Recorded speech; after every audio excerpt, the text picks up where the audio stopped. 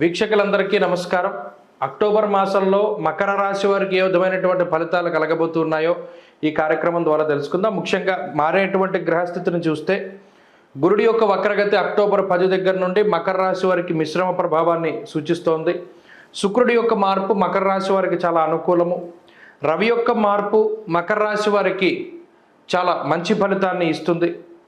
అలాగే కుజుడి యొక్క మార్పు మిశ్రమమైనటువంటి ఫలితం, బుధుని యొక్క మార్పు యోగదాయకం. అంటే మారేటువంటి గ్రహాల్లో 90% మెజారిటీ ఆఫ్ ప్లానెట్స్ మకర రాశికి అనుకూలంగా ఉన్నాయి.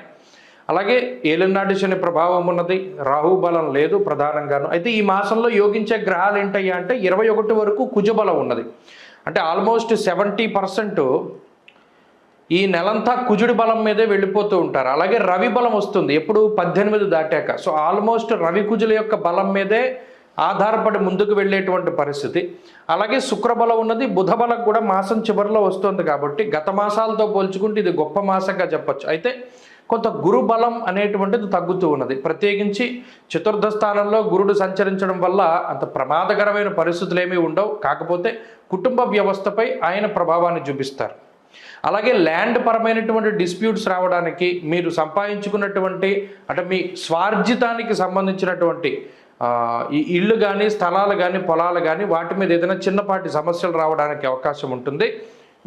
అదొకటి మీరు దృష్టిలో పెట్టుకోవాలంటే, ఏదైనా మీకు ఇల్లు ఉంది, దాన్ని ఎవరికైనా అద్దెకిచ్చారు, ఆ అద్దెకిచ్చినప్పుడు వారు మిమ్మల్ని ఏడిపిస్తూ ఉండడం, మీ పొలం ఉంది కౌలు చేస్తున్నారు ఎవరో ఇంకొకళ్ళు, వాళ్ళు తప్పుకోకుండా కొంత ఇబ్బంది పెడుతూ ఉండడం, ఇలా మీ సొంత ప్రాపర్టీల మీద ఇతరుల యొక్క అజమాయిషి అనేటువంటిది చాలా ఎక్కువగా ఉంటుంది. అలాగే మీ మీద ఇతరుల ఆధిపత్యం చేయడానికి కొంత ప్రయత్నం చేస్తూ ఉంటారు. అక్కడ మీరు జాగ్రత్త పడాలి. ప్రత్యేకించి ఈ మాసంలో అది గనక మీరు జాగ్రత్త పడితే సరిపోతుంది. ప్రత్యేకించి ఆర్థిక ఇబ్బందులు అనేటువంటిది ఏదీ లేవు. సమయానుకూలంగా మీకు తగినటువంటి సంపద అనేటువంటిది వస్తుంది. తత్ఫలితంగా మీకు ఖర్చుకు తగ్గ ఆదాయం అయితే ఉంటుంది. దానివల్ల ఏ సమస్య లేదు. అలాగే అతి రహస్యంగా ఏవైతే మీరు గత కొద్ది కాలంగా కొన్ని విషయాలను దాచిపెట్టారో వాటిని బహిర్గతం చేయడం అనేటువంటిది ప్రమాదం అనేటువంటి విషయాన్ని దృష్టిలో పెట్టుకోండి. ఆ ఫోన్లో ఇది అందరికీ తెలిసింది కదా, నేను చెప్తే తప్పేంటి అంటే, ఇక్కడ అందరికీ తెలియడం వేరు, మీరు చెప్పగా ఇతరులు ఇది ఇతనే చెప్పాడు ఈమె చెప్పింది అని ప్రచారం చేయడం వేరు. కాబట్టి ఏదేమైనా సరే ఎవరు ఎంత వచ్చి మీకు మొరపెట్టుకున్నా లేదా అందరికీ తెలిసిన విషయమైనా సరే మీ నోటి ద్వారా అది బయటికి వెళ్ళకూడదు. ఎందుకంటే దానివల్ల మీకు చెడు పేరు వచ్చేటువంటి అవకాశం ఉంటుంది. అలాగే ఈ మాసంలో ప్రత్యేకించి ఏ విధమైన నిర్ణయాలు కూడా తీసుకోకూడదు. ప్రభుత్వపరమైన సపోర్ట్ ఉంటుంది. కొన్ని మిమ్మల్ని ప్రలోభపెట్టేటువంటి అంశాలు ఉంటాయి. అయినప్పటికీ కూడా ఎక్కడా జంకకుండా, ఎక్కడా కూడా ప్రలోభాలకి లోను కాకుండా మీ సొంత నిర్ణయాలు, మీ యొక్క ఎజెండా ఏదైతే ఉన్నదో, మీ సిద్ధాంతాలు ఏవైతే ఉన్నాయో వాటికి కట్టుబడి ముందుకు వెళ్ళడం ద్వారా ప్రత్యేకించి మీకు మంచి ఫలితాలు వస్తాయి. అంతేగాని సరే ఇది మన సిద్ధాంతానికి వ్యతిరేకమైన ప్రస్తుతం ఉన్న పరిస్థితుల్లో మనల్ని కొంత ఉపశమనం కలిగిస్తుందేమో కాబట్టి ఒకసారి ఇటు కూడా వెళ్దాం, ఈ అడుగేద్దాం అనేటువంటి మాట మాత్రం మీరు ఆ నిర్ణయం మాత్రం తీసుకోకూడదు. అలాగే ఈ మాసంలో 18వ తారీఖు వరకు రవి అనుకూలంగా ఉండరు. 18 దాటాక రవి బలం ఉంటుంది.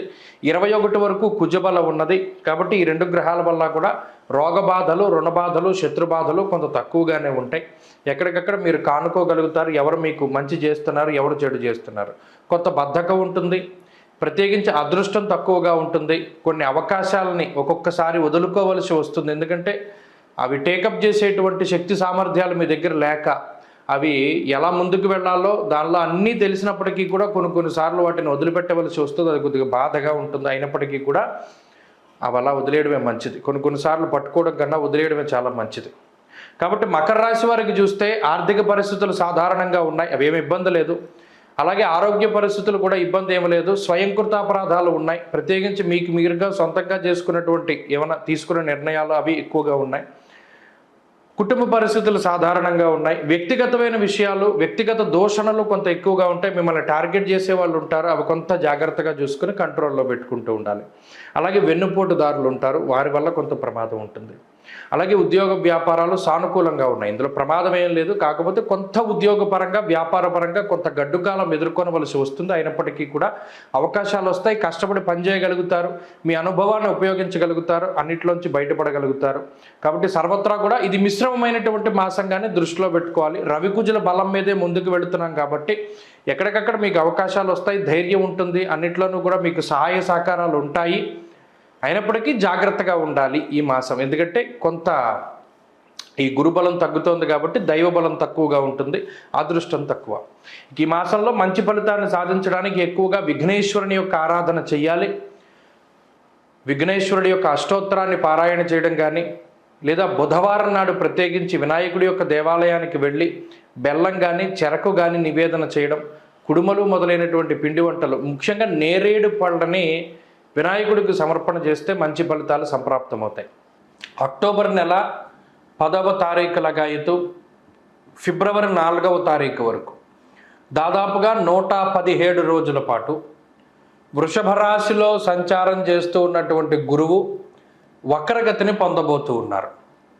ఈ గురువు యొక్క ఈ 117 రోజుల వక్రగతిని దృష్టిలో పెట్టుకుని ఏ ఏ రాశులకి ఏ ఫలితాన్ని గురుడు కలగజేస్తూ ఉన్నారు అనేటువంటి విషయాన్ని దృష్టిలో పెట్టుకోవాలి. ఎందుకంటే ఆల్మోస్ట్ రాశి సంచారం పూర్తయిపోతూ ఉన్నటువంటి టైంలో ఉన్న గురుడు 40 డిగ్రీలు 43 డిగ్రీలు వరకు వెనక్కి వచ్చేస్తున్నారు.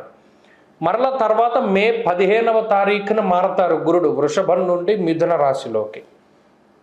కాబట్టి ఈ రోజులు 117 రోజులు అటు మేషం నుండి మీనం వరకు ఏ రాశికి ఏ ఫలితాన్ని ఇస్తున్నారు గురుడు అనేటువంటి విషయాన్ని గనక పరిశీలన చేస్తే మకర రాశి వారికి గురువు యొక్క వక్రగతి మిశ్రమమైనటువంటి ఫలితాన్ని ఇస్తుంది.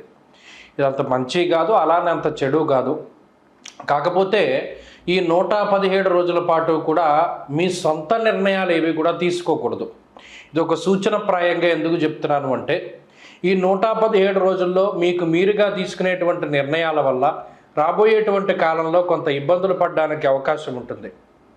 ఎందుకంటే ఇప్పుడున్న గ్రహస్థితి స్వయంకృతాపరాధం వల్ల బాధపడడానికి అవకాశాన్ని కల్పిస్తుంది.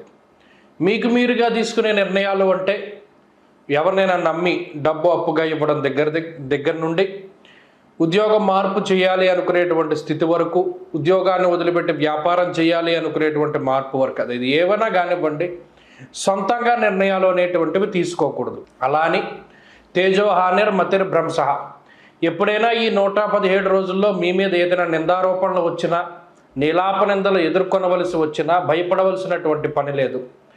ఈ మబ్బుల్లాగా వచ్చి మబ్బులు వెళ్ళిపోయినట్టు వెళ్ళిపోతాయి అన్నీను.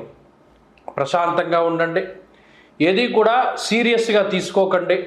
ఎవరైనా ఏదైనా ఒక మాట అన్నా మౌనంగా దాన్ని మీరు విన్నట్టు విని అక్కడి నుండి వెళ్ళిపోయి మీ పని మీరు చేసుకోండి. ఈ 117 రోజుల పాటు కూడా ఎక్కడ విమర్శలు ప్రతి విమర్శలు వద్దు, అలాగే ఎక్కడ మనుషుల్ని నమ్మవద్దు, సొంతంగా నిర్ణయాలు తీసుకోవద్దు, కొత్త విధానాలు ఏవి కూడా జీవితంలో ప్రతిపాదించవద్దు.